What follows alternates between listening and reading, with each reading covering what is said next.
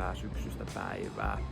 Meillä olisi tänään vuorossa vähän erikoisemman laitteen luovutusta.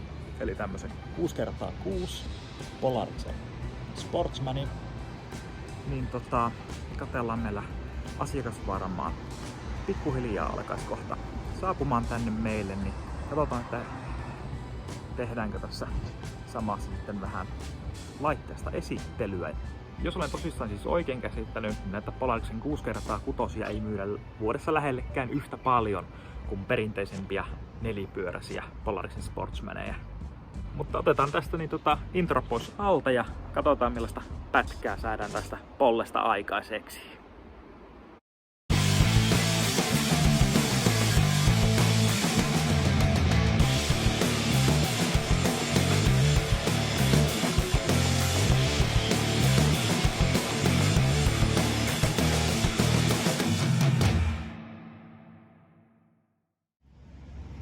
No niin, nyt asiakaskin on saatu paikalle ja meidän virallinen laitteiden esittelijä on myöskin täällä, niin voitaisiin Marko nyt ihan ekana käydä läpi, että mikä tää on tää Polariksen 570 Sportsman 6x6 ja eroako se nyt millä tavalla siitä perinteisemmästä enemmän myydystä nelipyöräisestä mönkijästä?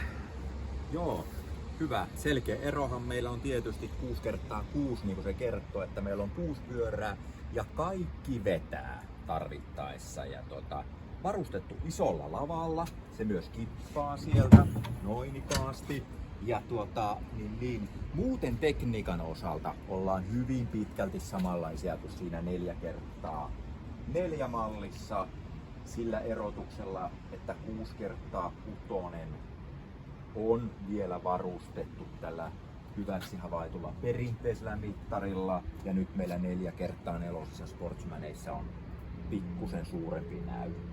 Se siinä erona on. Mutta muuten hyvin pitkälti samanlainen peli. Asiakkaan puolelta, ootko miten päätynyt sitten tähän napsun verran erikoisempaan malliin ja miten tulit meille Jokikoneelle asiakkaaksi? Kyllä. Joo, no Jokikoneen kanssa on tehty muutenkin kauppaa. Onkohan me nyt kolmas mönkijä. Ja Polaris on toiminut mulla hyvin, että ei ole kyllä ollut valittamista, että huollot on täällä. Ja, niin, eli sitten tietysti toki tämä 6x6, että se on vetää ojan ylityksiä, on mulla maata jonkun verran ensiharvennusta, minne ei traktorilla oikein kehtaa mennä, kun sitä on sen verran vähän sitä maata, niin minä teen traktorilla ajourat sinne, niin minulta loppuu ne maat. Että tällä pääsee sitten kappeammasta raosta ja nimenomaan kun aikanaan kaivettu syvät ojat, niin niistä sitten, että kaikki vettä, niin pääsee yli. Niin sitten joutuu testiin ja katsotaan menneekö se yli, mutta kovasti myös uskottaa, että toimii kaikkialla. Ja sitten toki tämä kippi on kiva lisää, jotta siinä on hyvä laitella varmasti vaikka mitään. Kyllä. Ja sitten kun meillä sieltä löytyy vielä avattava takalava.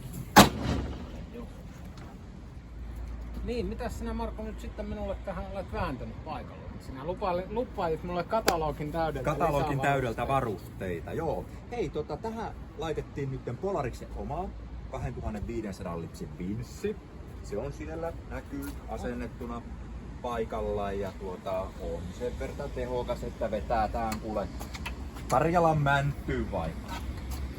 Ja voitais Antti käydä nyt läpi käyttöopastus.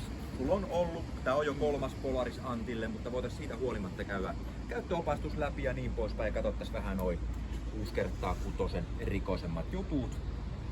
Pikkasen ensihuollosta, pikkasen vuosihuolloista ja katsotaan miten se laite toimii.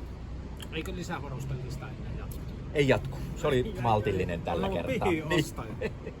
Se oli maltillinen nytten, niin hei ensinnäkin 2 avainta, toinen käyttöavain ja ilman kumisuojusta niin vara-avain. Vara-avain virtalukkoon, virta päälle ja pikapysäyttäjä yläasentoon, vaihde P:lle, jarrua painaen sen jälkeen niin avainta kääntämällä starttaus. Vaihteen valitsemista meiltä löytyy, pistetäänpäs tuohon P-asentoon, niin meillä ei varosummeri huua tuolta istume alta.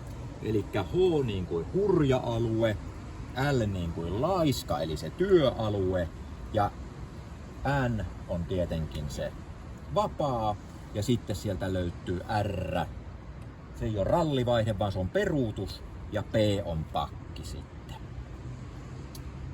Keltaisesta kytkimestä valitaan, mennäänpäs toiseen suuntaan, neliveto. Sitten meillä on ADC, eli hidastintoiminto. Ja kun toiseen suuntaan mennään, niin meillä on 2x4. Eli periaatteessa meillä vetää vain takapyörät silloin, etupyörät ei ollenkaan. Ja nelivetossa AVDssä niin aina vetää jompikumpi etupyörä. Ja jos ne lyö niin sanotusti eri tahtia tyhjää, niin sieltä etuperäistä kytkeytyy naparukot päälle. Kerrotko vielä ihan muistinvirkistyksen, mikä oli tuo hidastimen ajatus? Miten sitä käytetään oikein? Hidastimen ajatus on sellainen, että sitä käytetään työhommissa, alamäki, ylämäki, mikä tahansa vaaralliset paikat. Se liikkui vaan kaasun kanssa eteenpäin. Eli kun lopetat kaasun päällä, niin siellä laite pysähtyy. Se ei lähde rullaamaan missään vaiheessa. Lisää selkeästi laitteen käyttöturvallisuutta. Vilkut, pitkät ja pätkät valot. Muistat, valon valinta on tossa niin kuin entisessäkin mallissa. Äänimerkki ja sitten meillä on mittarivalikkojen vaihtaja ja se on myös kaksitoiminen. Kun meillä on peruutus, niin keltaista nappia painamalla voidaan kierroksen rajoittaja ohittaa, jolloin saadaan se maksimaalinen voima peruuttaessa ja nopeus kyllä.